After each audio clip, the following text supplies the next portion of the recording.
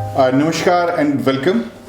आज के इस सेशन में मैं आप सभी का स्वागत करता हूं और आज के इस सेशन का जो टाइटल है that is diabetes, it's prevention and care. आज हम सभी लोग जानते हैं कि डायबिटीज़ जो है, शुगर की बीमारी, ये बहुत तेज़ी से हमारे देश में फैल चुकी है and it is a very serious health issue जो हमारे देश के साथ साथ हमारे की सेहत को अंदर से खोखला करता जा रहा है। तो डायबिटीज़ क्या होती है, क्यों होती है और इसके कॉम्प्लिकेशंस क्या हैं, इसके साइड इफ़ेक्ट्स और आगे जाकर इसकी जो हेल्थ चैलेंजेस ये क्रिएट कर देती है, इन सब के ऊपर आज हम लोग डिस्कस करेंगे। आज के इस सेशन का मेन जो पर्पज़ है वह किसी मेडिकल एडवाइस या मेडिकल ट्रीटमेंट को बाईपास करना नहीं है। इस सेशन का मेन पर्पस जो है वो ये है कि हम डायबिटीज़ के बारे में अवेयरनेस क्रिएट कर सकें, लोगों को सेंसिटाइज कर सकें कि इसकी कॉम्प्लिकेशंस क्या हैं, इसके कॉजेज़ क्या हैं और इसको खुद कैसे हम लोग मैनेज कर सकते हैं और अपने शुगर लेवल्स को कैसे नॉर्मलाइज किए जा सकें। उसके लिए क्या स्टेप्स लेने होंगे, क्या प्रयास करने होंगे, वे सब हम लोग इसमें डिस्कस करेंगे। तो डायबिटीज़ जो है ये एक बहुत ही कॉमन हेल्थ चैलेंज आज की डेट में बन चुका है। मेट्रो टाउन्स के अंदर इंडिया में ऑलमोस्ट हर 3 में से 1 इंसान को 40-30% लोगों को डायबिटीज़ की शिकायत है।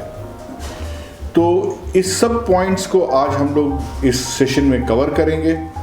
तो आइए शुरू करते हैं हम आज का सेशन और मैं कुछ स्लाइड्स के द्वारा आपके साथ इस इशू के ऊपर डिस्कस करूंगा। Well, I welcome you to this session on diabetes. आज की सेशन का जो टाइटल है that is understanding diabetes, its care and prevention. जैसा हम लोग बात कर चुके हैं कि डायबिटीज़ जो है ये एक काफ़ी सीरियस लाइफस्टाइल डिसऑर्डर है और आज इतना अधिक ये इंडिया में फैल चुका है कि it's a very common disorder और डिजीज़ जो हर दूसरे तीसरे घर पे पाई जा रही है। इसलिए इसके बारे में बहुत ज़रूरी है कि हम इस बीमारी को समझें कि ये डायबिटीज़ क्या होती है, इसके क्या सिम्टम्स हैं, क्या इससे कॉम्प्लिकेशंस हो सकती हैं और इसके साथ साथ इसको कैसे हम लोग प्रिवेंट कर सके हैं और कैसे हमको इसमें केयर लेनी चाहिए। अगर ये सारी जानकारी होगी, अवेयरनेस होगी तो डेफिनेटली हम लोग अपने आप को खुद, अपने परिवार को और अपने आसपास बाकी लोगों को हेल्प कर सकेंगे और एक अच्छा जीवन बिताने में मदद कर सकेंगे। तो ये जो आज का सेशन है ये एक एजुकेशनल सेशन है and the main purpose is to create awareness about diabetes and it is definitely not replacement of medical treatment or advice of your doctor. So ये एक बहुत इम्पॉर्टेंट बात है कि आपके जो भी मेडिकल डॉक्टर आपकी केयर ले रहे हैं, आपको मेडिसिन्स दे रहे हैं, आपने उनको कंटिन्यू रखना है, आपने उनकी राय में प्रॉपर मेडिकेशंस अपनी लेते जाना है and this session will sensitise you about the complication, harmful effects of diabetes, क्यों हमें इसके बारे में अवेयरनेस होनी बहुत ज़रूरी है और किस तरह हम लोग खुद अपनी जिम्मेदारी खुद ले सकें ताकि हम अपनी सेल्फ केयर, अपनी जो डिज़ीज़ की मैनेजमेंट है और प्रिवेंशन है उसकी हम लोग अच्छे से देख रेख कर सकें। सो नेवर रिप्लेस और miss the medical treatment of your doctor. Keep in touch with them, stay in touch with them and keep on taking the medications as per their advice, right? तो सबसे पहले हम लोग समझते हैं कि ये ग्लूकोज या हम लोग कहते हैं शुगर की बीमारी है। तो शुगर की बीमारी से डेफिनेटली सीधा एक हमारे मन में जो एक इमेज आती है, इसका मतलब मीठा, शुगर। पर ये शुगर होती क्या है, कैसे बनती है और कैसे ये बीमारी का रूप ले लेती है। इनफैक्ट हम सब के खून में ग्लूकोज की मात्रा रहती है, नॉर्मल लेवल पे रहती है। तो आप इस फोटो में देख सकते हैं कि रेड ब्लड कॉर्पसूल्स हैं हमारे ब्लड के और उनके साथ साथ वाइट कलर के जो आप देख रहे हैं बॉडीज, दीज आर ग्लूकोज और एक नॉर्मल लेवल के अंदर हमारे खून में ये मौजूद रहते हैं। बट कभी कभी ये जो ग्लूकोज की मात्रा है ये हमारे ब्लड के अंदर अधिक हो जाती है, ज़्यादा हो जाती है, और इस कंडीशन को हम लोग बोलते हैं हाइपरग्लाइकेमिया, यानी कि हाई शुगर लेवल्स।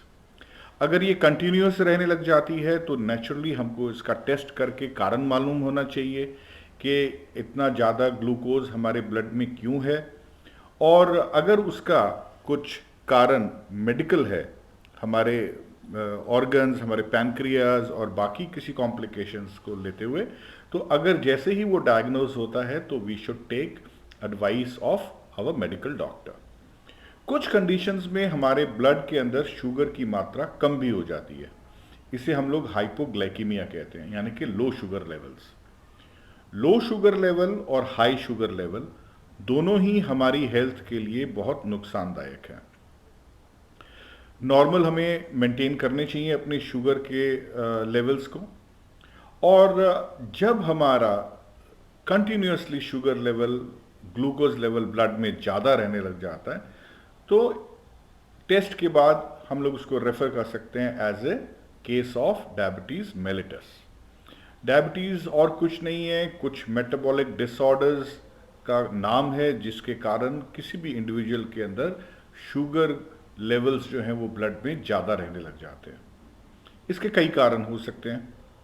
पहला ये कारण हो सकता है कि हमारे बॉडी के अंदर एक ऑर्गन होता है जिसका नाम है पैनक्रियाज, जो इंसुलिन बनाता है। अगर वह इंसुलिन ना बनाए तो भी हमारे ब्लड में शुगर लेवल्स बढ़ जाते हैं। अगर वो जो शुगर को कंज्यूम करने के लिए, यूटिलाइज करने के लिए इंसुलिन नामक हार्मोन्स नहीं बनाता या कम बनाता है तो भी ये कंडीशन हो सकती है।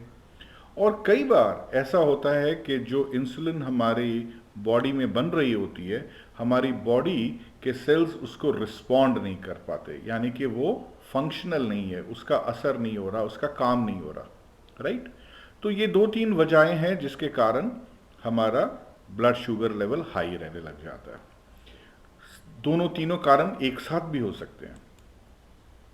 अब डायबिटीज़ की जो वैरायटीज़ हैं या टाइप्स ऑफ डायबिटीज़ हैं, इसे हम लोग समझते हैं। यहाँ हम लोग मेजर 3 कॉमनली नोन डायबिटीज़ की टाइप्स को डिस्कस करेंगे या जिक्र करेंगे। सबसे पहला है डायबिटीज़ 1, जिसे हम लोग जिवलाइन डायबिटीज़ भी कहते हैं। इस कंडीशन के अंदर हमारा जो पैनक्रियाज है ये इंसुलिन बनाने में असमर्थ होता है, यानी कि वो इंसुलिन बनाता ही नहीं है।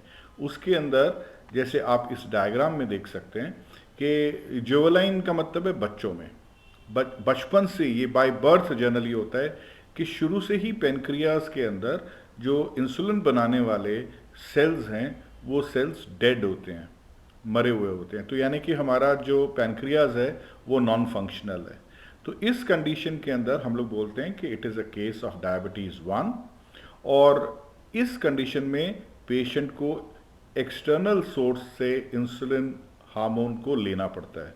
आपको मालूम होगा बहुत से पेशेंट्स हैं जिनको इंसुलिन के इंजेक्शन लेने पड़ते हैं रेगुलरली, तो बहुत उसकी मैनेजमेंट जो है as per the food they have to calculate the insulin and as per prescribed they have to take the insulin hormones, उसके इंजेक्शंस उनको लेने होते हैं।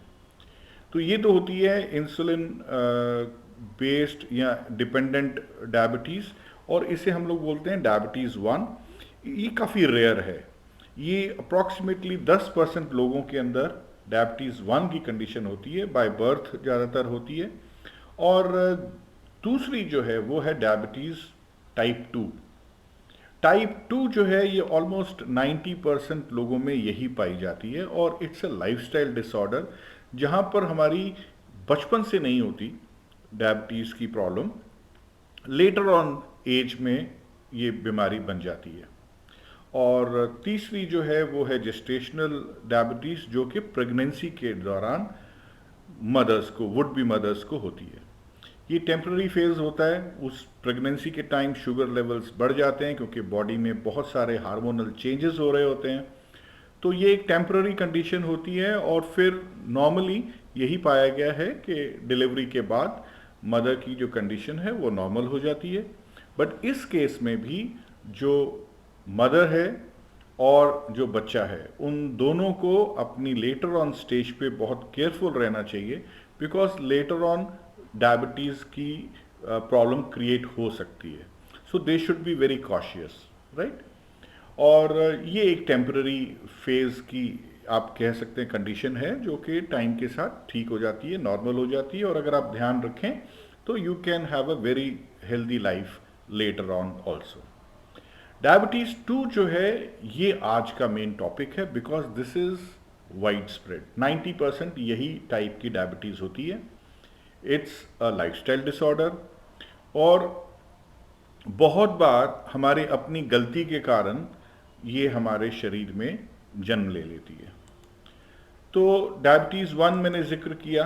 अब हम समझते हैं कि ग्लूकोज बनती कहाँ से है, ग्लूकोज शुगर हमारे शरीर में आती क्या है. कुछ पेशेंट्स कहते हैं कि क्या मैं मीठा ज़्यादा खाता हूँ इसलिए होता है, मैं तो मीठा खाता ही नहीं, फिर क्यों डायबिटीज़ हो गई, फिर क्यों शुगर हो गई, मैं तो मीठा पसंद ही नहीं करता.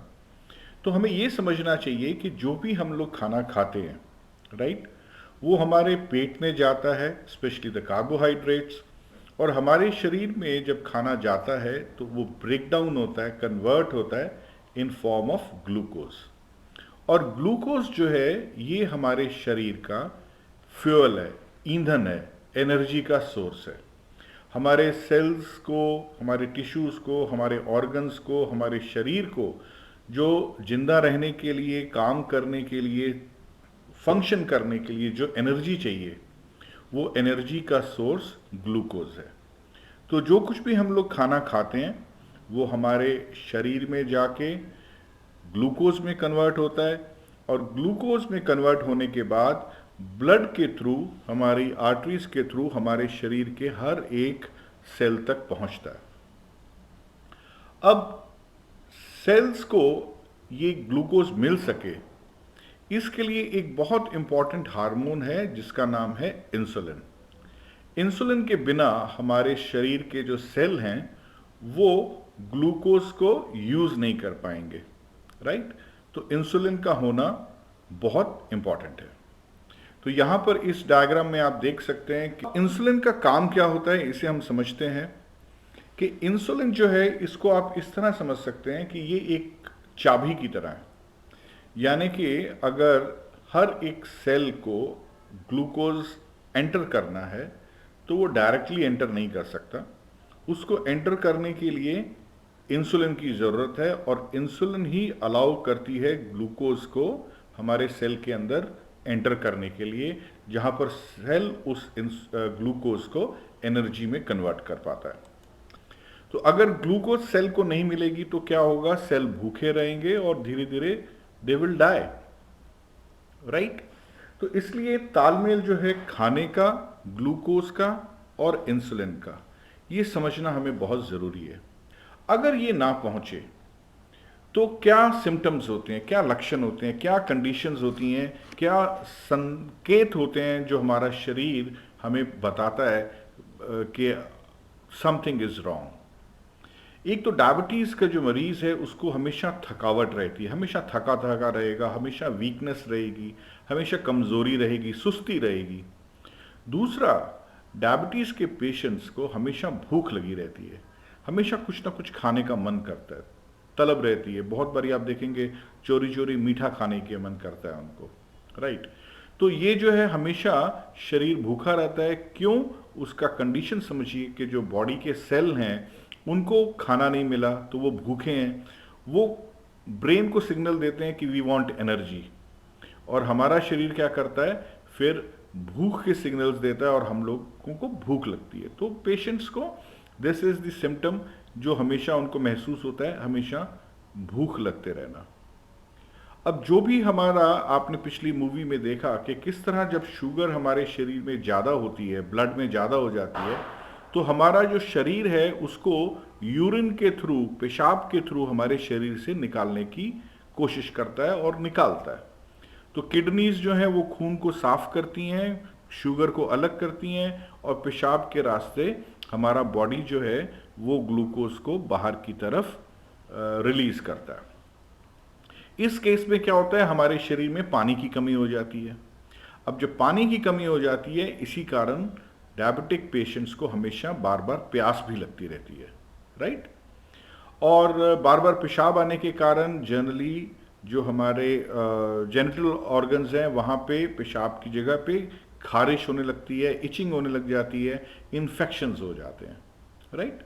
बार बार पेशाब आने की शिकायत इसीलिए होती है क्योंकि हमारा शरीर जो है वो किडनीज जो हैं वो सब काम कर रही होती हैं कि हम अपने शरीर में से ग्लूकोज को कम करें, राइट। वरना हमारे शरीर में ग्लूकोज लेवल बढ़ते जाएंगे बढ़ते जाएंगे, इसलिए किडनीज के ऊपर भी बहुत ज़्यादा प्रेशर पड़ता है। कई बार सडन वेट लॉस हो जाते हैं, वेट कम हो जाता है डायबिटिक पेशेंट्स को। अक्सर देखा गया है कि अगर कभी कोई चोट लग जाती है या जख्म लग जाता है तो वो बहुत धीरे हील होता है, राइट। ये भी उसका एक सिम्टम है। अगर जख्म चोट लग गई और ठीक से नहीं हो रहे, जल्दी ठीक नहीं हो रहे, तो that can be A symptom of diabetes. धुंधला नज़र आना, ये भी डायबिटीज़ का सिम्टम है, लक्षण है। और पैरों पे हाथों पे झंझनाहट होनी, नर्व्स के अंदर झंझनाहट होती है, ठीक है, तो वो फीलिंग जो है वो भी एक सिम्टम है कि कहीं डायबिटीज़ ना हो, राइट। तो इन सब सिम्टम्स को हमें समझना चाहिए और अगर किसी को कंटिन्यूस हो रहा है तो उन्हें ज़रूरी अपना टेस्ट करा के डॉक्टर की सलाह से इसको जल्दी से जल्दी पकड़ में ले आना चाहिए। कई बार इसके कारण क्या है, सेक्सुअल जो प्रॉब्लम्स हैं वो भी क्रिएट हो जाती हैं, हमारे अंदर जो है इच्छा कम हो जाती है और we are not able to reproductive problems भी बहुत क्रिएट हो जाती हैं। तो this is also very serious symptom. अब चिंता की बात इसलिए है कि इसके जो सिम्टम्स के कारण जो कॉम्प्लिकेशंस होती हैं वो कॉम्प्लिकेशंस बहुत सिवियर हैं, बहुत लॉन्ग लास्टिंग और बहुत क्रॉनिक प्रॉब्लम्स क्रिएट कर देती है डायबिटीज़। आप डायबिटीज़ को इस तरह ले सकते हैं कि एक दीमक है जो लकड़ी को अंदर ही अंदर खाती रहती है, गला देती है, कमज़ोर कर देती है, खोखला कर देती है। बाहर से लगता है लकड़ी ठीक है बट अंदर से पूरी खोखली हो गई। तो इसी तरह से डायबिटीज़ जो है ये शरीर को अंदर से धीरे धीरे गला देती है, कमज़ोर कर देती है। इसका इफेक्ट कहाँ पड़ सकता है? एक तो आँखों पे रेटिनोपैथी की प्रॉब्लम हो जाती है, कैटरैक्ट्स यानी कि मोतिया हो जाता है, ग्लाउकोमा हो जाता है, मैकुलर एडेमा हो जाता है, नज़र नहीं आता, धुंधला नज़र आता है, साइड की चीज़ें पेरिफेरियल विजन कम हो जाती है। So there are lot of complications जो हमारी नज़र और आँखों के ऊपर इसका असर पड़ता है। इसका बुरा असर हमारे दिल के ऊपर पड़ता है, हार्ट के ऊपर। तो बहुत सारी क्रॉनिक जो कंडीशंस हैं हार्ट की, उनकी शुरुआत डायबिटीज़ के कारण होती है। किडनीज़ को ये बहुत ज़्यादा इफ़ेक्ट करता है, डायबिटिक नेफ्रोपैथी उसको कहते हैं, और किडनीज़ की बीमारी को जन्म दे देता है। हमारे दांतों पे, हमारी नर्व्स के ऊपर, हमारी नर्व्स जो हैं वो डैमेज हो जाती हैं और बहुत बार तो जो है ब्रेन के ऊपर इसका बुरा असर होता है और ब्रेन स्ट्रोक तक हो जाता है। And these are all very serious conditions, ठीक है। जैसे किडनी है, हार्ट है, ब्रेन है, ये सारी चीज़ें तो जो है हमारी बॉडी के अंदर बहुत ही वाइटल ऑर्गन्स हैं और अगर ये डैमेज हो जाए तो they can cause early death also, right. अब जो ये हार्ट को और ब्रेन को अफेक्ट करती है that is because of vascular disease, यानी कि जो हमारी ब्लड की जो आर्टरीज हैं वो एक क्लीन नीट जब हेल्दी होती हैं तो उनमें खून जो है बहुत हेल्दी रूप से फ्लो करता है। परंतु शुगर के पेशेंट्स में जनरली क्या होता है, प्लाक जमने लग जाता है, उस पर अंदर रुकावट आने लग जाती है और वो हार्ड हो जाती हैं। और जैसे जैसे वो हार्ड हो जाती हैं, उनमें प्लेग जमने लगता है तो उनके अंदर ब्लॉकेजेस आने लग जाती हैं। अब हमारे पास जो ब्लड की आर्टरीज हैं वो दो तरह की होती हैं, एक तो होती हैं जो बड़ी बड़ी हैं और दूसरी जो है वो है माइक्रोवेस्कुलर, यानी कि बारीक कैपिलरीज की तरह। जैसे आँख के अंदर बहुत सारी आर्टरीज हैं ब्लड की, वेरी फाइन, राइट, तो वो है माइक्रो। और कुछ हैं जो बड़ी बड़ी मोटी आर्टरीज हैं, उनको हम लोग बोल लेंगे मैक्रोवेस्कुलर। तो जब मैक्रोवेस्कुलर आर्टरीज के अंदर जब कुछ प्रॉब्लम आती है, ब्लॉकेज आती है, हार्ड हो जाती हैं, तो उस केस में क्या होता है, हमारे ब्रेन के अंदर ब्रेन स्ट्रोक भी हो सकता है, पैरालिसिस भी हो सकता है, राइट। कोई बॉडी का पार्ट फंक्शन करना बंद हो जाता है। इसी तरह से जब हार्ट पे होता है तो उसके कारण हमारे हार्ट स्ट्रोक्स जो हैं वो हो सकता है, हार्ट अटैक हो सकता है, उसके लिए बाईपास सर्जरी कराई जानी पड़ सकती है, और हमारे पैरों पे जो है नर्व्स उनमें इफेक्ट होता है। माइक्रोवैस्कुलर यानी कि जो बारीक आर्टरीज हैं जब वहाँ पे डैमेज होती हैं तो हमारी आईज़ के ऊपर, जैसे मैंने बताया, रेटिनोपैथी है, कैटरैक्ट है, मोतिया है, ग्लाउकोमा है, ये सारी कंडीशंस होने लग जाती हैं, राइट। और किडनीज डैमेज हो जाती हैं, कमज़ोर हो जाती हैं, और नर्व्स पे करते हैं। जैसे यहाँ पे आप देख सकते हैं कि बहुत बार क्या होता है कि जब हमारी आर्टरीज में दिल के पास प्रॉब्लम होती है तो वहाँ पे हमारी जो हार्ट की जो मसल्स हैं जो निरंतर काम करती रहती हैं, जो निरंतर ब्लड को पंप करती रहती हैं, उनके अंदर ब्लॉकेजेस आने के करके हमारे हार्ट की मसल्स कुछ कुछ एरिया की डेड हो जाती हैं, यानी कि काम नहीं कर पाती। तो उस कंडीशन में हमारा जो ब्लड है वो हार्ट पंप नहीं कर पाता, और जब ब्लॉकेजेस हो जाती हैं तो फिर कॉम्प्लिकेशंस के बाद कई बार स्टंट्स डालने पड़ते हैं, हार्ट अटैक आ सकता है, और बाईपास सर्जरी करनी पड़ सकती हैं, पर हार्ट जो है वो डैमेज हो जाता है। और 67% लोगों को ये नहीं मालूम कि जो डायबिटिक पेशेंट्स को नहीं मालूम कि हार्ट की बीमारी जो है वो नंबर 1 किलर डिजीज़ है शुगर के मरीजों के लिए, राइट। आज आप ठीक हैं, कल all of a sudden heart attack हुआ तो वेरी सैड। तो ये जो है हमारे हार्ट को इस तरह से इफ़ेक्ट करती है। इसी तरह से अगर हमारी ब्रेन के पास कहीं ब्लॉकेज हो जाता है तो ब्रेन स्ट्रोक हो जाता है, पैरालिसिस हो सकता है, राइट, हैमरेज हो सकती है। तो lot of complications can take place because of this condition. Neuropathy, diabetic यानी कि नर्व्स जो हैं, नर्व्स को भी खाना चाहिए, नर्व्स को भी खाना जो है वो ब्लड स्ट्रीम के थ्रू पहुंचता है, और जब उनके अंदर ब्लड फ्लो कम हो जाता है, जब हार्ड हो जाती हैं आर्टरीज, तो हमारी नर्व्स को भी खुराक नहीं मिलती, और जब नर्व्स को खुराक नहीं मिलती तो धीरे धीरे हमारी नर्व्स डेड होने लगती हैं, झुंझुनाहट की फीलिंग्स इसलिए होने लग जाती है, तो वो सेंसेशन कई बार चली जाती है, कई बार करंट जैसी फीलिंग लगती है। तो this is symptom of diabetic neuropathy. और डायबिटिक फुट ये एक बड़ी प्रॉब्लम वाली कंडीशन है। जो भी डायबिटिक पेशेंट्स है उन्हें अपने पैरों का, हाथों का बहुत ध्यान रखना चाहिए। किसी भी कंडीशन में पैर जो हैं वो गीले ना रहें, नरम ना रहें, मॉइस्ट ना रहें, ठीक है। उनके अंदर हवा लगती रहे, उनको सुखा के रखिए, क्योंकि अगर मॉइस्चर रहेगा उंगलियों के बीच में तो वहाँ पे इन्फेक्शन हो सकता है, फंगल इन्फेक्शन हो सकता है। फंगल इन्फेक्शन के कारण फिर हमारे अंदर जो है मांस कट जाता है, राइट, क्रैक्स आ जाती हैं।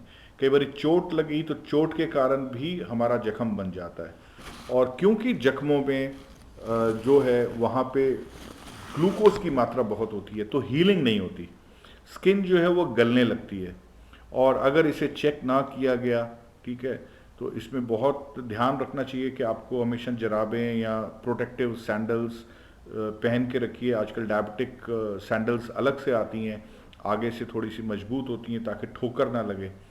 तो उस तरह से अपना ख्याल रखना है, क्योंकि इस कंडीशन में फिर हमारी हीलिंग बहुत स्लो होती है, स्किन जो है वो गलती रहती है, और कई बार केसेस में अगर कंट्रोल ना किया गया तो गैंग्रीन हो जाती है, और गैंग्रीन के कारण फिर वो बॉडी की, हाथ की, पैर की काटना भी पड़ जाता है। So this is also very wrong problem which can happen.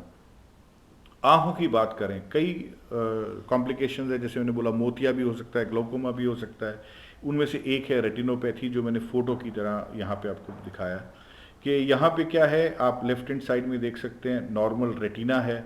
Retina हमारे आँख का वो भाग है जहाँ पे जाके हमारी इमेज बनती है।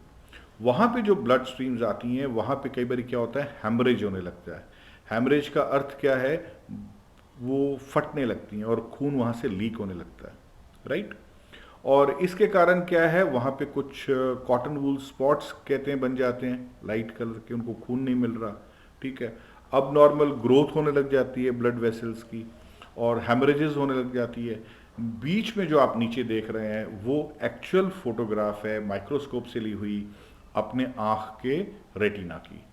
तो आप देख सकते हैं कि कई लाल धब्बे हैं, कई ब्लैक धब्बा है, कहीं लाइट कलर के धब्बे हैं।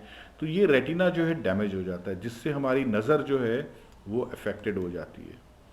ये एक कंडीशन जो हमारी आँख की हो जाती है रेटिनोपैथी में, उसमें विजन कैसी होती है, नज़र कैसी होती है, वो इस तरह की होती है। जैसे आप देखें कि यहाँ पे एक बहुत कलरफुल पिक्चर है, बट उसकी इमेज में काले काले धब्बे हैं, धुंधलापन आ गया, राइट। तो नज़र हमारी इस तरह से हो जाती है, हमारी नज़र के सामने बड़े बड़े काले काले धब्बे आने लगते हैं, विजन क्लियर नहीं नज़र आती।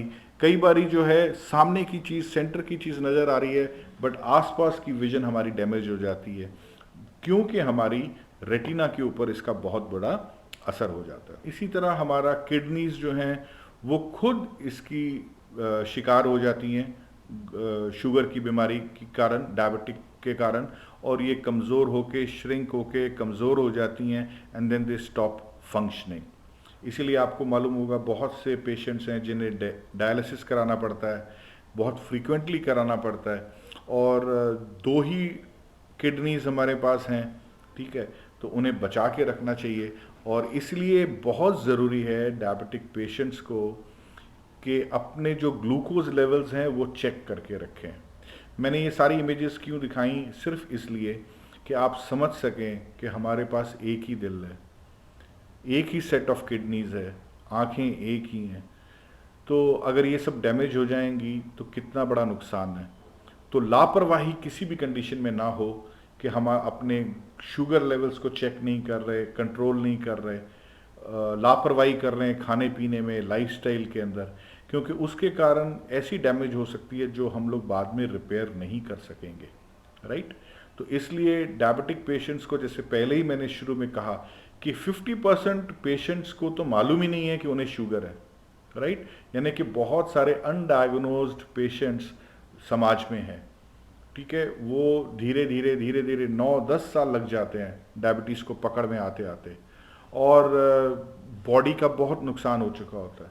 तो पहली बात तो ये है कि बहुत सारे पेशेंट्स को मालूम ही नहीं है कि वो शुगर के शिकार हो चुके हैं, डायबिटीज़ के शिकार हो चुके हैं। दूसरी तरफ 50% पेशेंट्स जिनको मालूम है कि डायबिटीज़ है हमें, या इवन मोर देन 50%, उनमें ये पाया गया कि वो बहुत केयरलेस हैं, लापरवाह हैं, दवाई में छूट कर रहे हैं, लापरवाही कर रहे हैं, मिस हो रही है दवाई। कई बारी खाने पीने में परहेज नहीं है, दे आर नॉट अवेयर कि उनके लिए कौन सा खाना ठीक है, कौन सा खाना ठीक नहीं है, राइट। तो उनको एजुकेशन नहीं है प्रॉपर।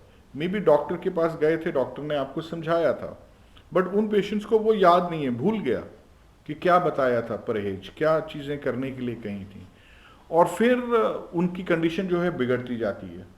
तो इसलिए अवेयरनेस एंड एजुकेशन ये बहुत बड़े पिलर्स हैं एक हेल्दी लाइफ जीने के लिए, right, specially in the case of diabetes. आज की डेट में इंडिया जो है वो डायबिटिक कैपिटल कहलाने लगा है, राइट। इंडिया के अंदर बहुत तेज़ी से डायबिटीज़ फैल रही है। कुछ साल पहले 2008 के अंदर इंडिया के अंदर जो मेट्रो टाउन्स हैं उनमें हर 8 में से 1 इंसान को डायबिटीज़ थी। आज की डेट में जो मेट्रो टाउन्स हैं, दिल्ली, बॉम्बे, बैंगलोर, कलकत्ता, चेन्नई, इस तरह से, यहाँ पर ऑलमोस्ट एवरी 3rd पर्सन को अब शुगर की बीमारी है, अमीर लोगों में भी और गरीब लोगों में भी। ये एक बहुत सीरियस मैटर है। और आज की डेट में इंडिया के अंदर जो डायबिटीज़ की एवरेज एज है पेशेंट्स की, वो है 16 साल। पहले आप लोगों को मालूम होगा, अगर आप अपने पेरेंट्स से या ग्रैंड पेरेंट्स से पूछें, तो डायबिटीज़ को अमीर लोगों की बीमारी कहा जाता था, रईस लोगों की बीमारी, कि ये रईस लोग हैं, इनका खाना पीना ठीक नहीं था, इनका लाइफस्टाइल ठीक नहीं था, और उन केसेस में भी 60-70 के बाद हुआ करती थी। आज की डेट में इंडिया के अंदर स्कूल गोइंग किड्स के अंदर शुगर की बीमारी, डायबिटीज़ की बीमारी पाई जा रही है। And government is also taking lot of steps कि स्कूल्स के अंदर शुगर टेस्ट, ग्लूकोज टेस्ट हो रहे हैं, डायबिटिक टेस्ट हो रहे हैं, किट्स दिए जा रहे हैं, ताकि बच्चों के अंदर भी इसकी बात पकड़ी जा सके। जैसे मैंने बोला कि 50% पेशेंट्स को मालूम ही नहीं है कि उन्हें डायबिटीज़ है, राइट। बट एक अच्छी बात यह है कि 80% लोगों को जिन्हें एजुकेट किया गया, जिनमें अवेयरनेस क्रिएट की गई, जिन्हें विस्तार से बताया गया कि ये बीमारी आपके लिए क्यों जानलेवा है, कैसे ये आपको नुकसान पहुंचा रही है और कैसे आप खुद इसे कुछ हद तक प्रिवेंट कर सकते हो, आप रिवर्स भी कर सकते हो, अपने शुगर लेवल्स को मेंटेन कर सकते हो। तो जब एजुकेट किया गया तो 80% लोगों ने अपनी डाइट के अंदर, अपनी ईटिंग हैबिट्स में, अपने लाइफस्टाइल के अंदर, अपने हेल्थ केयर प्रोवाइडर की बात मान के अपने जीवन में बदलाव भी लेके आए। So this is a ray of hope, ठीक है। तो हमारा पर्पस भी यही है कि आपको अवेयरनेस क्रिएट कराई जाए, आपको मालूम हो कि आपके लिए क्या ठीक है, क्या गलत है और कैसे आप खुद अपने लिए राइट स्टेप्स ले सकें, राइट। तो ये जो है बहुत महंगी बीमारी भी है, it is a very costly cheese. India के अंदर हम लोग देखें कुछ सालों में टोटल पॉपुलेशन के अंदर 128% ग्रोथ हुई है, मेल्स के अंदर 126% ये बीमारी बढ़ी है और औरतों में 109% बीमारी बढ़ी है। 90 बिलियन रुपीस एक साल में 2015 में एवरेज खर्च हुए थे फॉर मैनेजमेंट ऑफ डायबिटीज़। और ज़रूरी है कि हम लोग अब बात करें कि इसे कैसे प्रिवेंट किया जा सके और इसमें क्या स्टेप्स पेशेंट्स को और उनकी फैमिलीज़ को लेने चाहिए, राइट। तो आइए अब हम लोग बात करते हैं प्रिवेंशन एंड केयर की। 4 मेजर स्टेप्स हैं जो हमें लेने चाहिए।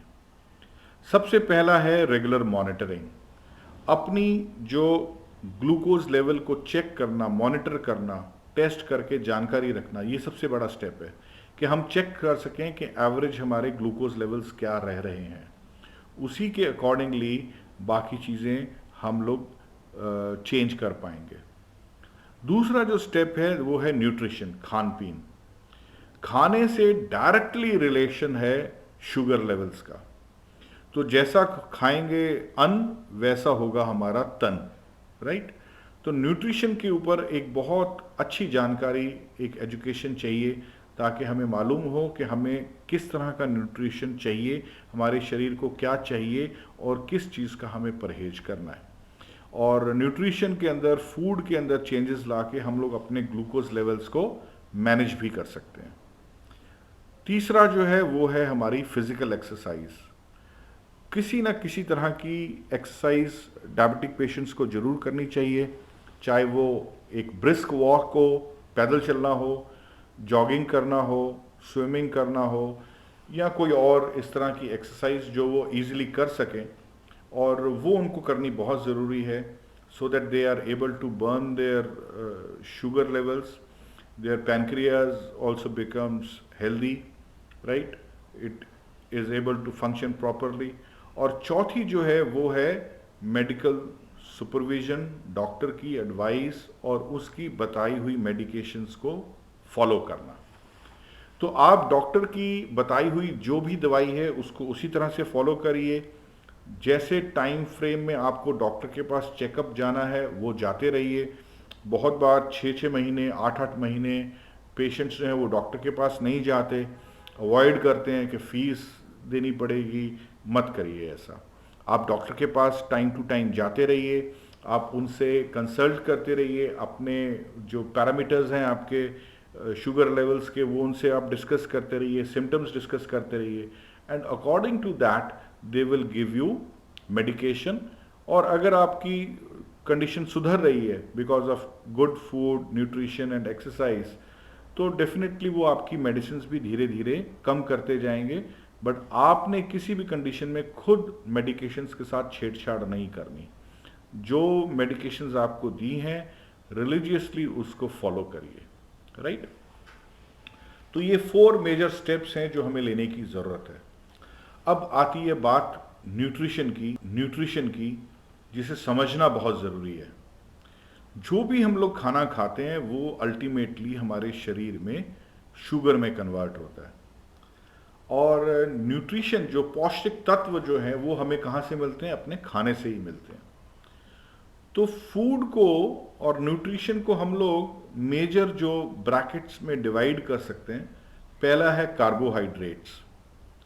कार्बोहाइड्रेट्स एनर्जी गिविंग फूड है। दालें, गेहूं, चावल, ब्रेड, सब्जियां, ये सब रिच सोर्स हैं कार्बोहाइड्रेट्स के, जो हमें एनर्जी देते हैं। प्रोटीन, ये भी हमें एनर्जी देता है, प्लस साथ साथ प्रोटीन हमें अमाइनो एसिड्स देता है, जो हमारे शरीर का रॉ मटेरियल है। अब जो प्रोटीन के सोर्सेज हैं, दालें भी हैं, दही भी है, नॉनवेज आइटम्स भी हैं, सोया भी है। So these are good sources of protein. और प्रोटीन जो है उसके बारे में भी हम बात करेंगे, कार्बोहाइड्रेट्स के बारे में भी बात करेंगे कि कौन सी चीज़ें हमें खानी हैं। उसके बाद good fats, omega 3 fats, fatty acids, ये हमारे शरीर के लिए बहुत ज़रूरी हैं, तो हमें गुड फैट्स भी लेने चाहिए। फ्रूट्स एंड वेजिटेबल्स हमें कम से कम दिन की 5 सर्विंग्स लेनी चाहिए। इनके अंदर माइक्रो न्यूट्रिएंट्स होते हैं। माइक्रो न्यूट्रिएंट्स क्या हैं? Protective food, vitamins and minerals, जो हमारे शरीर को इम्यूनिटी देते हैं, बीमारियों से बचाते हैं, हमारे शरीर को मजबूत रखते हैं। फॉर एग्जांपल कैल्शियम, हमारी बोन्स में है 99% हमारे शरीर का कैल्शियम, और 1% हमारे जो शरीर का कैल्शियम है वो हमारे खून में रहता है, राइट। तो कैल्शियम की जो ज़रूरत है हमारे ब्लड के अंदर, हमारे हार्ट के फंक्शन के लिए भी चाहिए, राइट। तो ये बहुत सारे लोगों को नहीं मालूम, उनको लगता है कि कैल्शियम मतलब हड्डियाँ, सिर्फ हड्डियाँ नहीं। तो हमारे शरीर में जो ब्लड के अंदर है वो हमेशा 1% कैल्शियम रहेगा, और अगर ब्लड में कम है तो हमारी बॉडी क्या करेगी? अगर इनटेक हमारा कम है, हमारी हड्डियों में से निकाल लेगी, right. But that is very important. तो मेजर जो न्यूट्रिशन के सोर्सेज हैं वो क्या क्या हैं? Carbohydrates, protein, fat, water, fibre is also very important nutrient, specially for the diabetic patients. Sugar के मरीजों के लिए फाइबर जो है वो, यानी कि रेशा, राइट, ये एक बहुत इंपॉर्टेंट न्यूट्रिएंट है। और फिर माइक्रो न्यूट्रिएंट्स यानी कि प्रोटेक्टिव न्यूट्रिएंट्स। यहाँ पे डायबिटिक पेशेंट्स को एक और बात समझनी है कि जो भी हम लोग खाना खाते हैं वो ग्लूकोज में बदलता है, हमें एनर्जी देता है, और एनर्जी का जो यूनिट है वो है कैलोरीज। 1 ग्राम अगर हम कार्बोहाइड्रेट खाएं या प्रोटीन खाएं, हमें 4 कैलोरीज एनर्जी मिलती है, और अगर हम फैट खाते हैं तो हमारे शरीर को 9 कैलोरीज मिलती हैं, राइट। तो फैट से हमें ज़्यादा कैलोरीज मिलती हैं। कार्ब्स से जो हमें कैलोरी मिलती हैं, जो भी हम कार्ब खाते हैं, कार्बोहाइड्रेट खाते हैं, वो ग्लूकोज में बहुत जल्दी कन्वर्ट होता है, कम टाइम लेता है और ग्लूकोज में कन्वर्ट हो जाता है। और प्रोटीन जो है वो भी हमें 4 कैलोरी देता है, पर वो थोड़ा टाइम ज़्यादा लेता है ग्लूकोज में कन्वर्ट होने में। तो इसलिए प्रोटीन ज़्यादा अच्छा है as an energy source also. इसके बारे में हम आगे बात करेंगे। जैसे इस डायग्राम में मैं आपको दिखा रहा हूँ कि सबसे ऊपर फास्ट आप देखेंगे कार्ब्स का ग्राफ है, कम टाइम के अंदर एकदम रश हमारी ब्लड के अंदर ग्लूकोज का कर देता है, यानी कि बहुत हाई क्वांटिटी हमारे ब्लड के अंदर ग्लूकोज के रूप में कार्बोहाइड्रेट रिलीज कर देता है, कन्वर्ट हो जाता है।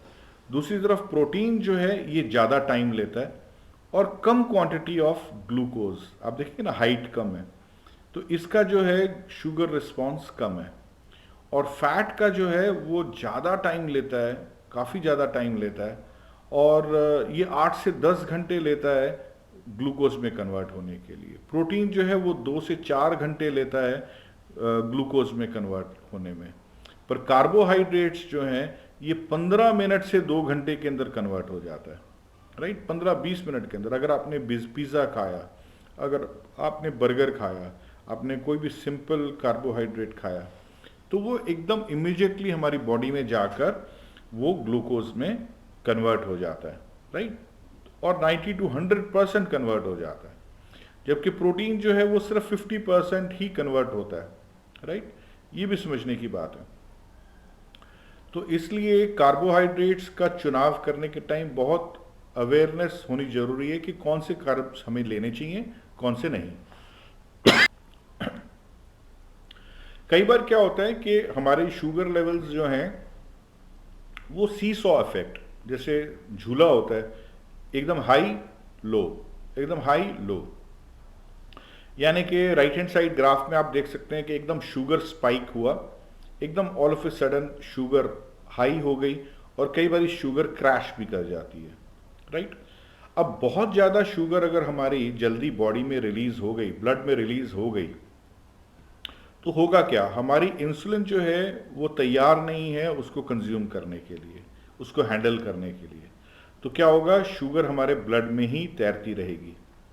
इसी तरह से अगर all of a sudden sugar हमारी नॉर्मल से कम हो गई, तो उस केस में क्या होगा, हमारे शरीर के अंदर शुगर लेवल डिप होंगे, बेहोशी हो सकती है, कोई आदमी फेंट भी हो सकता है, एंड फर्दर कॉम्प्लिकेशंस भी हो सकती हैं, राइट।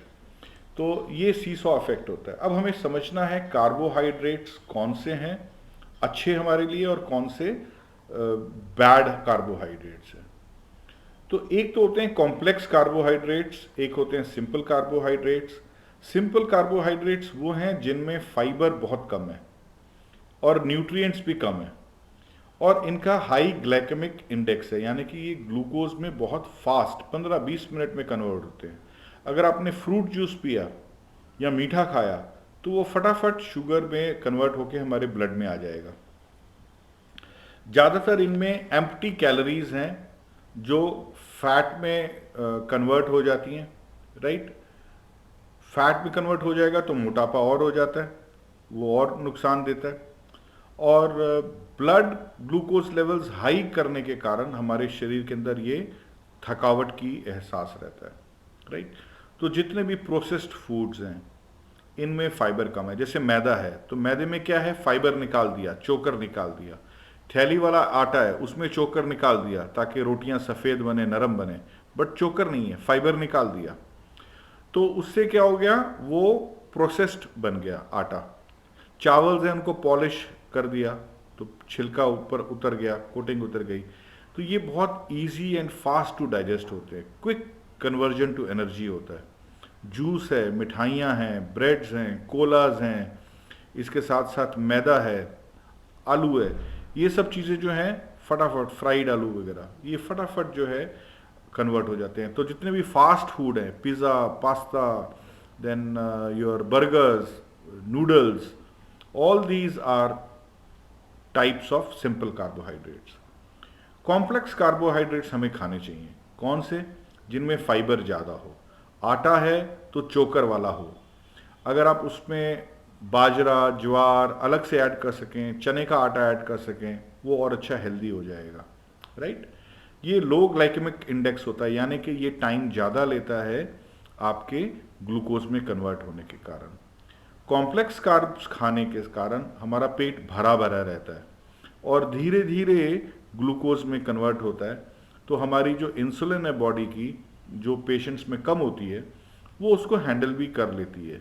तो एकदम सडन लोड नहीं पड़ता शरीर के ऊपर, किडनीज के ऊपर, और ये नेचुरली हमारी मेटाबॉलिज्म को स्टिमुलेट भी करता है। तो कोई भी खाना जो नेचुरल स्टेट पे है, that is a good example of complex carbohydrates. For example, juice simple है, बट फल खाएंगे तो वो कॉम्प्लेक्स है क्योंकि उसमें फाइबर है। मौसमी खाएंगे तो मौसमी के साथ फाइबर आएगा, संतरा खाएंगे तो उसमें फाइबर आएगा। तो चोकर वाला आटा खाएंगे उसमें फाइबर है, सब्जियां खाएंगे, ग्रीन वेजिटेबल्स खाएंगे उसमें फाइबर है। ये फाइबर हमारे लिए बहुत हेल्पफुल है। और इस तरह से जब हम लोग खाना नेचुरल फॉर्म के अंदर खाते हैं तो ये जो है टाइम ज़्यादा लेता है डाइजेस्ट होने को, स्लो कन्वर्ट होता है एनर्जी में, और ये हमारे लिए सबसे हेल्दी फॉर्म ऑफ कार्बोहाइड्रेट है, कॉम्प्लेक्स कार्बोहाइड्रेट, राइट। अब हमें जो खाना खाना चाहिए नेक्स्ट जो है, फॉर एग्जांपल मैंने आपको फ्रूट्स की बात की। कुछ फ्रूट्स आप खा सकते हैं, ग्रीन एप्पल्स हैं वो आप ले सकते हैं, ग्रेप फ्रूट ले सकते हैं, लेमन ले सकते हैं, लाइम, मौसमी ले सकते हैं, kiwi is good, amla is good, berries are good. ज़्यादा मीठे जो फल हैं वो थोड़ा सा कम खाएं, जैसे मैंगो है, बनाना है, एप्पल है, ग्रेप्स हैं, जूस हैं, पाइनएप्पल है, वाटरमेलन है, प्लम है, आलू बुखारा, पीच है, आड़ू, ये सब जो हैं, खरबूजा, ये सब जो हैं फटाफट ग्लूकोज में कन्वर्ट होते हैं, तो मॉडरेशन में लेना है, राइट। और साथ में कुछ और खाना ज़रूर खाइए ताकि आपका वो मैनेज हो सके। जो हमें न्यूट्रिशन लेना चाहिए, हमारी 60% जो कैलोरीज हैं वो कार्बोहाइड्रेट से आनी चाहिए। 20% हमारी जो एनर्जी है, कैलोरीज है, वो प्रोटीन से आनी चाहिए, और 20% कैलोरीज हमारी फैट से आनी चाहिए। यानी कि हमें 225 ग्राम से लेके 275 ग्राम कार्बोहाइड्रेट्स डेली खाना चाहिए। प्रोटीन 70 से 80 ग्राम खाना चाहिए। बट अनफॉर्चुनेटली मैंने देखा है कि 10, 15, 20 ग्राम नॉर्मली लोग खा रहे हैं, जो कि हमारी बॉडी के लिए बहुत ज़रूरी है, पर there is very less intake of protein. 80% लोगों में, इंडियंस में, हेल्दी लोगों में भी जो ठीक ठाक हैं, उनमें भी प्रोटीन की डेफिशिएंसी है। तो protein is a very important nutrient जिसके ऊपर ध्यान देने की ज़रूरत है। आगे मैं इसके ऊपर बात करूँगा। और फैट से हमें 20% तक आना चाहिए, और फ्राइड चीज़ें मत खाइए, right. Avoid quantity of fat, और फैट के अंदर good fat, omega 3 fat is very very important, right. तो अब जैसे रिकमेंडेशन है, क्या चीज़ें आप खुद कर सकते हैं। सबसे पहले अपने ग्लूकोज लेवल्स को मॉनिटर करते रहिए। खुद घर में मशीन ले आइए, ज़्यादा महंगी नहीं आती, टेस्ट करना भी सिंपल है। डायरी रख के अगर उस पर नोट करते रहेंगे तो आपको मालूम चलेगा कि आप किस तरह का खाना ले रहे हैं, आपके बॉडी में क्या ग्लूकोज लेवल्स रह रहे हैं। वो अगर आप अपने डॉक्टर्स के साथ डिस्कस करते रहेंगे, दिखाते रहेंगे, तो वो आपको अकॉर्डिंगली मेडिकेशन देते रहेंगे। रेगुलर एक्सरसाइज 30 मिनट्स अपनी लाइफ में ऐड करिए। Walking, brisk walking, light jogging etcetera, stretch exercises.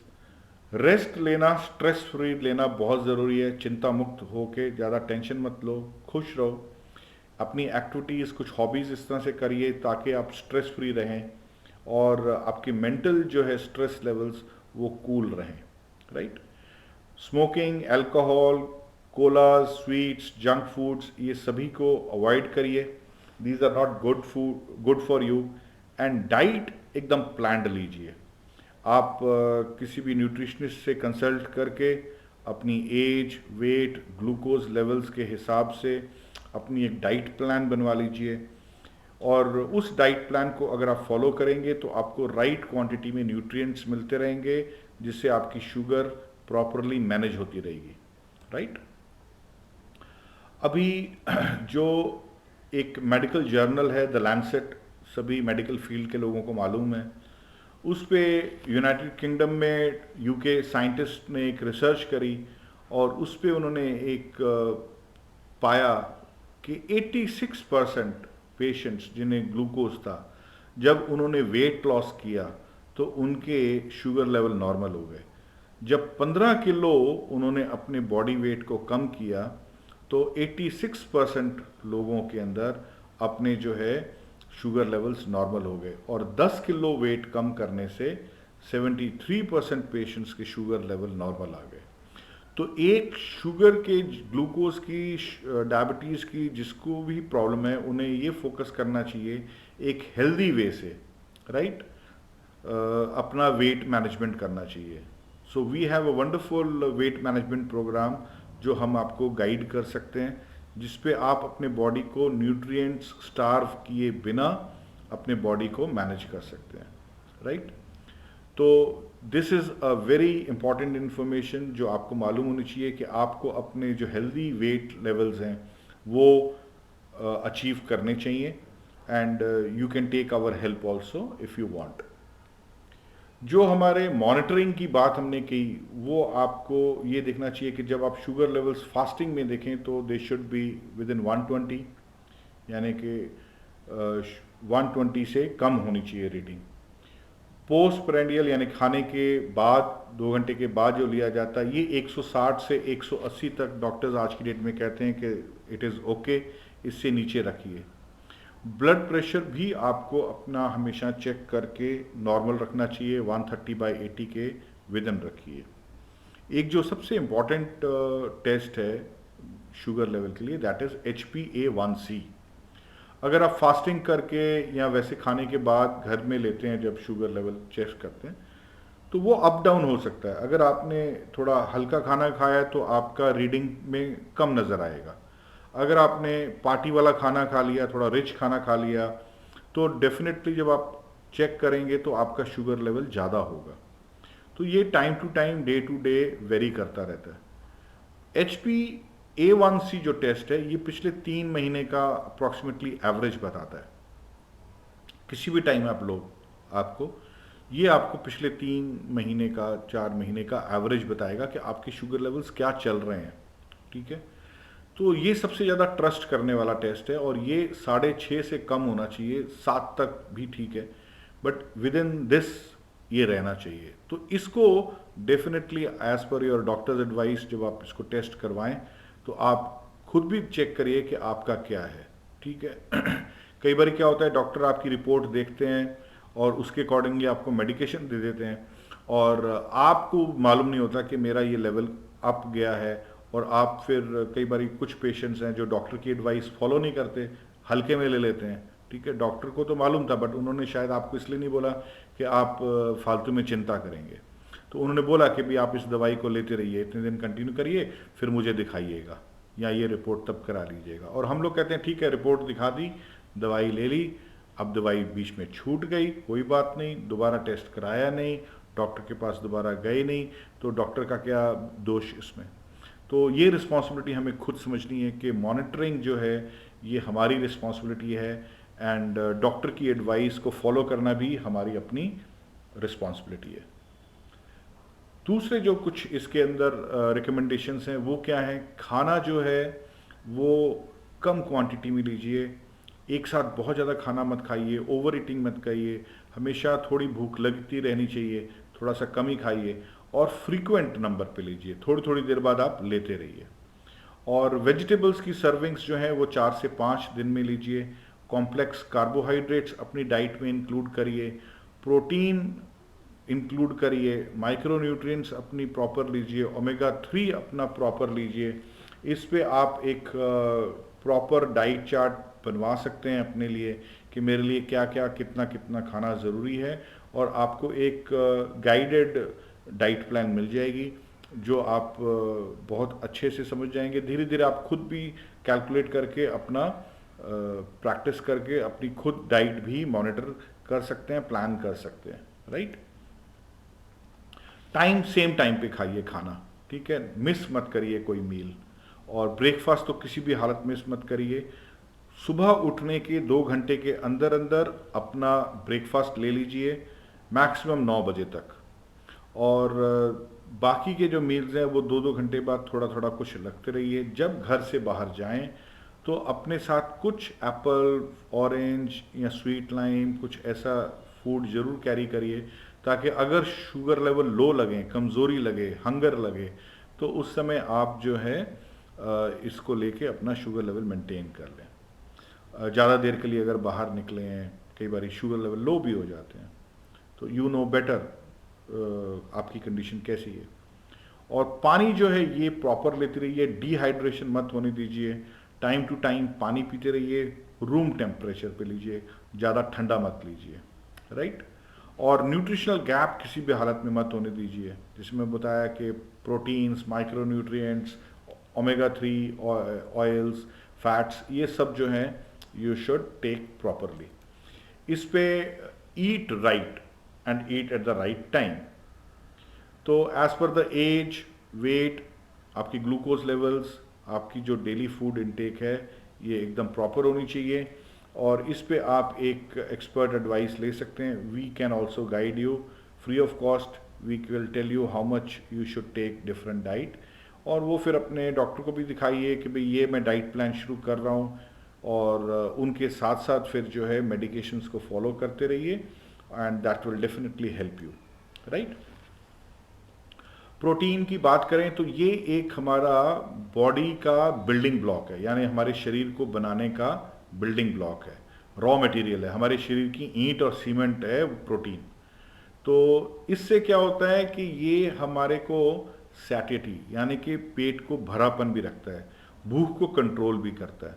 Right, और इसमें कैलोरीज कार्बोहाइड्रेट्स जितनी होती हैं, और जो प्रोटीन हम लोग ले रहे हैं वो ये देखें कि कोलेस्ट्रॉल उस पर ना हो, राइट। जैसे डेयरी प्रोडक्ट्स को बड़े ध्यान से लेना है, उसमें कोलेस्ट्रॉल होता है मलाई वलाई वगैरह में।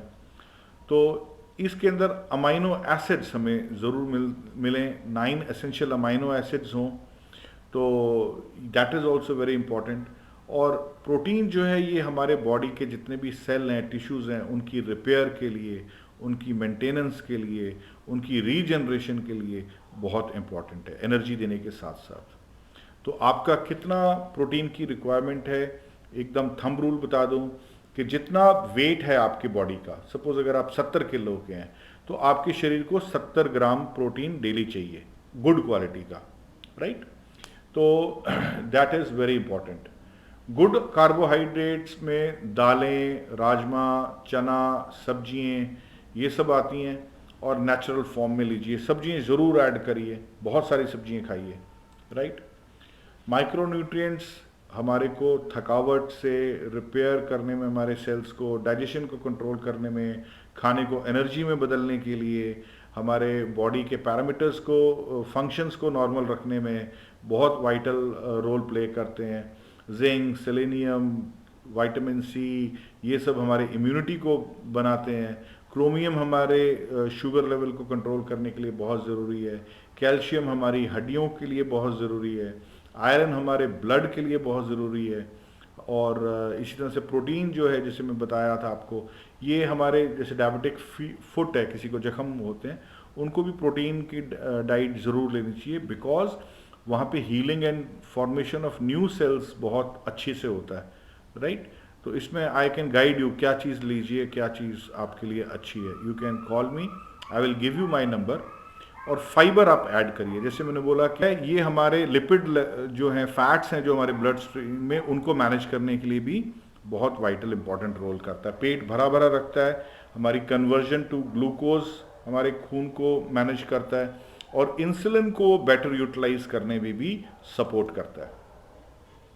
Omega 3s are good fat. जो भी खाना हम फैट वाला खाते हैं वो फैट फिर हमारे शरीर में जाता है, ब्लड में जाता है, वही ट्राइग्लिसराइड्स हैं जो फिर प्लाक बनाते हैं और हमारे शरीर के अंदर जो है आर्टरीज को ब्लॉक करता है।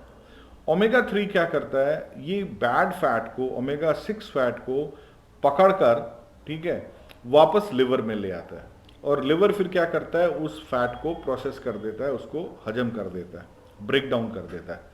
तो लिवर बहुत वाइटल इंपॉर्टेंट रोल प्ले करता है, राइट। तो ओमेगा 3 जो है ये हमारे ब्लड प्रेशर्स को भी मैनेज करने में सपोर्ट करता है। जो हमारे आर्टरीज के अंदर ब्लॉकेजेस होती हैं उनको क्लीन करने में भी बहुत बड़ा वाइटल रोल करता है। आप सोच लीजिए कि ये एक स्क्रबर की तरह, जो लिपिड डिपॉजिट्स हो जाते हैं आर्टरीज के अंदर, उनको रगड़ कर साफ करता है, आप ले पर्सन की लैंग्वेज में समझिए। और ये हमारी ब्रेन की हेल्थ के लिए, नर्व्स की हेल्थ के लिए, जॉइंट्स की हेल्थ के लिए बहुत ज़रूरी है, हमारे हार्ट की हेल्थ के लिए बहुत ज़रूरी है, और कैंसर को प्रिवेंट करता है, हमारे डिप्रेशन, एंजाइटी लेवल्स के लिए अच्छा है, हमारी आईज़ के लिए अच्छा है, स्लीप के लिए बहुत वाइटल है, ये सोजिश को ये कंट्रोल करता है, ब्रेन डेवलपमेंट के लिए बहुत ज़रूरी है, प्रेग्नेंट लेडीज़ के लिए ये बहुत यूज़फुल है, बच्चे की फॉर्मेशन के लिए, बच्चे की मेंटल डेवलपमेंट के लिए, उसके लिए बहुत यूज़फुल है। तो वॉलनट्स हैं, फ्लैक्स सीड्स हैं, फिर सैल्मन फिश है, वो बहुत अच्छी है इसके लिए, सार्डाइंस हैं, वो बड़े रिच सोर्स ऑफ ओमेगा 3 हैं। आजकल ओमेगा 3 के कैप्सूल्स भी आते हैं, कई हैं, कुछ अच्छे हैं, कुछ बेकार हैं। तो उसके बारे में अगर आपको पूछना हो तो आप मुझसे पूछ सकते हैं कि कौन से लें। कई तो आर रियली मतलब कमर्शियली मेड यूजलेस प्रोडक्ट, जो आपके शरीर को नुकसान ना पहुंचाए, सिंथेटिक ना हो, आर्टिफिशियल ना हो। इसी के साथ साथ बहुत सारी हर्ब्स हैं, हमारी ट्रेडिशनल हर्ब्स हैं आयुर्वेदा के अंदर, वो भी हमारे शुगर लेवल्स को मेंटेन करने में, उनकी हेल्थ के लिए बहुत सपोर्टिव हैं। मधुनाशनी है, ठीक है, तो दैट इज़ वेरी गुड, ठीक है। और ये हमारे पैनक्रियाटिक फंक्शन को भी सपोर्ट करते हैं, हमारे लिपिड मेटाबॉलिज्म को भी ठीक करते हैं। एंटीऑक्सीडेंट्स हैं, यानी कि जो डैमेज हो रही है, फ्री रेडिकल्स हमारी बॉडी में हो रहे हैं, जो एजिंग हो रही है उसको स्लो डाउन करने में भी ये हर्ब्स हेल्प करती हैं। इसके बारे में जानकारी चाहिए, you can call me, I can guide you कि क्या चीज़ लीजिए, कितना लीजिए, that I can help you there. तो बहुत सारे न्यूट्रिएंट्स हैं जो हमारे लिए यूज़फुल हैं। यहाँ पर मैं एक अपना एक्सपीरियंस शेयर करूँगा। There is a wonderful range of nutrients from Nutrilite. Nutrilite दुनिया की इकलौती ऐसी न्यूट्रोस्यूटिकल कंपनी है जो अपने खुद खेतों पे अपने रॉ मटेरियल को उगाती है।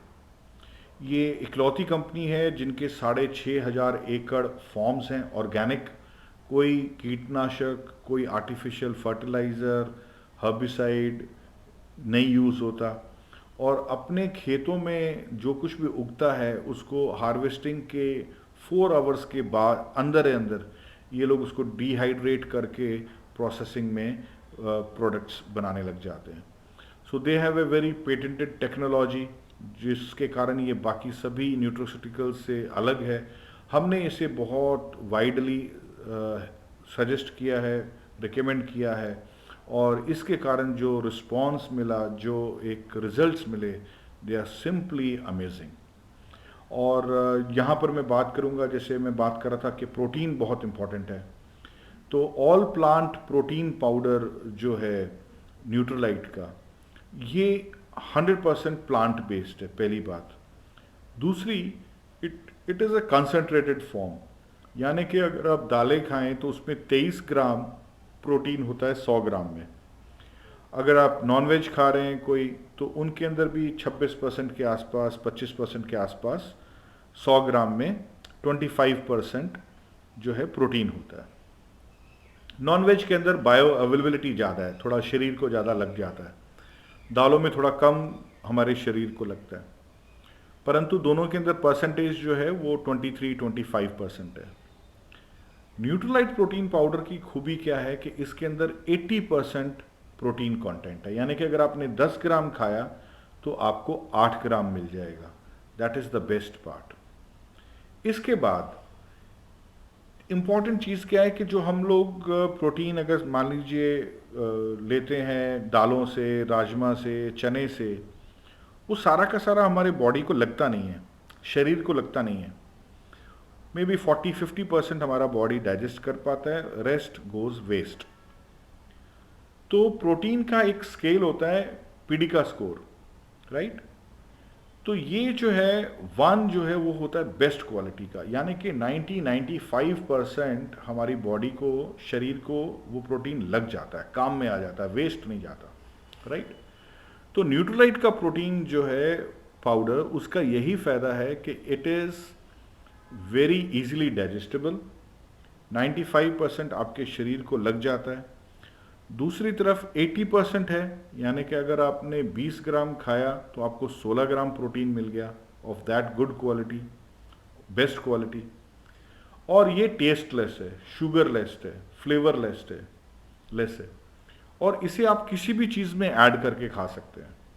जैसे आप चाहें तो आप आटे में, रोटी में मिक्स कर लीजिए, आप सब्जी में मिक्स कर सकते हैं, आप दाल में मिक्स कर सकते हैं, आप कुछ और डोसा बना रहे हैं आप उसमें ऐड कर सकते हैं, इडली है आप उसमें ऐड कर सकते हैं, आप कुछ चटनी बना रहे हैं आप उसमें ऐड कर सकते हैं। तो इस प्रोटीन को आप किसी भी फूड आइटम के साथ मिक्स करके ले सकते हैं, आप दूध के साथ ले सकते हैं, आप पानी के साथ पी सकते हैं, आप किसी भी तरह से इसे आप ले सकते हैं। So that makes it wonderful and very very effective. जो असर है वो सबसे इम्पॉर्टेंट है। प्रोटीन आप कोई भी खाइए, शरीर को असर होना चाहिए, वो सबसे इम्पॉर्टेंट है। दूसरा जो है सॉल्युबल फाइबर, न्यूट्रलाइट का फाइबर भी आता है और ये सॉल्युबल है, और ये हमारे बॉडी के अंदर हमारे मेटाबॉलिज्म को, हमारे इंसुलिन को, हमारे डाइजेशन को, सब चीज़ों को सपोर्ट करता है। तो this is also recommended to many people. Micro nutrients की अगर हम बात करें, वाइटामिन और मिनरल्स की, तो न्यूट्रलाइट की डेली सबसे ज़्यादा बेस्ट क्यों है, रिकमेंडेड क्यों है? क्योंकि ये नेचुरल फूड से, वेजिटेबल से, फ्रूट से ली गई है। इसके अंदर एसरोला चेरी से विटामिन सी लिया गया है, स्पिनच से लिया गया है, कैरेट से लिया गया है, वाटर क्रेस से लिया गया है, अल्फा अल्फा का कंसनट्रेट इसमें है. So it is all plant based micronutrients, right. Market में जो हम लोग लेते हैं वो सिंथेटिक हैं, ये सिंथेटिक नहीं है. फ़र्क क्या है कि जो नेचुरल फूड है, इसका मतलब आप खाना खा रहे हैं, एक अच्छा खाना खा रहे हैं, और बायो अवेलेबिलिटी जो है, बॉडी जो रिसीव करती है, रिसेप्टिव जो होती है इन न्यूट्रिएंट्स के लिए बहुत फास्ट होती है, राइट. तो इसकी मैं भी साइंटिफिक डिस्कशन नहीं कर रहा कि एज़ कंपेयर टू सिंथेटिक इसका क्या होता है, राइट. तो जैसे विटामिन सी अगर हम सिंथेटिक लेते हैं, जितना भी मार्केट में मिल रहा है वो सिंथेटिक है, वो आपकी बॉडी के अंदर विद इन 15-20 मिनट्स तक रहेगा, बाद में यूरिन के थ्रू निकल जाता है. It is a water soluble nutrient. परंतु जो एस्पेरुला चेरी से विटामिन सी लिया गया है, न्यूट्रलाइट जो प्रोवाइड करती है हमें, उसका असर घंटों तक रहता है, राइट. बॉडी में धीरे धीरे वो रिलीज होता रहता है, उसकी इफेक्टिविटी ज़्यादा है. ऐसा नहीं कि ऑल ऑफ ए सडन एकदम आया और फिर यूरिन के थ्रू पास. ये बॉडी रिसीव भी बहुत अच्छा करती है, रिस्पॉन्ड भी बहुत अच्छा करती है, और इसका असर बहुत ज़्यादा है. तो प्रोटीन पाउडर के साथ डेली, और तीसरा जो एक है सैल्मन ओमेगा, ये जो है नॉर्वे के अटलांटिक ओशियंस में पाई जाने वाली जो बेस्ट सैल्मन, हेल्दी सैल्मन है, राइट. ओशियन में से ली गई सार्डाइंस हैं और सैल्मन है, उनसे लिया गया सैल्मन ओमेगा 3 ऑयल्स हैं. सॉफ्ट जेल हैं, इजीली डाइजेस्टेबल हैं, और ये हमारी बॉडी के लिए अमृत की तरह है, राइट. तो प्रोटीन पाउडर, डेली और सैल्मन, ये तीनों तो हम सबसे पहले रिकमेंड करते हैं कि ये तीनों तो ज़रूर लीजिए. If required we add fibre. और एक जो बहुत ही वंडरफुल हमारी जो एक आयुर्वेदा की अमृत है, वो है मधुनाशनी, शुंठी और तवक. इन तीनों का कॉन्सेंट्रेट न्यूट्रोसिटिकल टैबलेट की फॉर्म में न्यूट्रलाइट अब लेके आई है. ये ऑर्गेनिकली इंडिया में ग्रो हो रही हैं हर्ब्स, और इंडिया में ही प्रोड्यूस हो रही हैं. तो कई रेंज है. ये जो है ये अमृत की तरह है फॉर डायबिटिक पेशेंट्स, और ये जो है ग्लूकोज लेवल्स को बहुत अच्छे से मैनेज करती है, कंट्रोल करती है. We have given to lot of people, और उन लोगों ने बहुत बहुत अच्छा पॉजिटिव इसका फीडबैक दिया है, राइट. सो ये आपके लिए एक अमृत की तरह है जो आपको हेल्थ प्रदान करेंगे, राइट. एक लंबी आयु देंगे, डिजीज़ को रोक के रखेंगे. और अगर अपने खाने के साथ ये लेते गए तो बहुत से लोगों के जो पैरामीटर्स हैं, ग्लूकोज लेवल्स, वो नॉर्मल हो गए हैं. तो ये एक बड़ी खुशखबरी की बात है. तो आप भी अपने लाइफस्टाइल चेंजेस लाकर अपने ग्लूकोज लेवल्स को नॉर्मल कर सकते हैं. तो यहाँ पर कोई भी मैं कहूँगा लापरवाही या डिले मत करिए. Follow these religiously, right. और नॉलेज जो है, अवेयरनेस है, ये हमारी सेल्फ मैनेजमेंट के लिए मोस्ट इम्पॉर्टेंट है. और मैं आपसे यही कहूँगा कि now the power to control is in your hands, right. तो अपनी रिस्पॉन्सिबिलिटी समझते हुए अपनी हेल्थ के लिए आप राइट स्टेप्स लीजिए. और मेरा जो रोल था आपको अवेयरनेस क्रिएट करने का, जानकारी देने का, that I have done. I have tried to be as sincere as possible.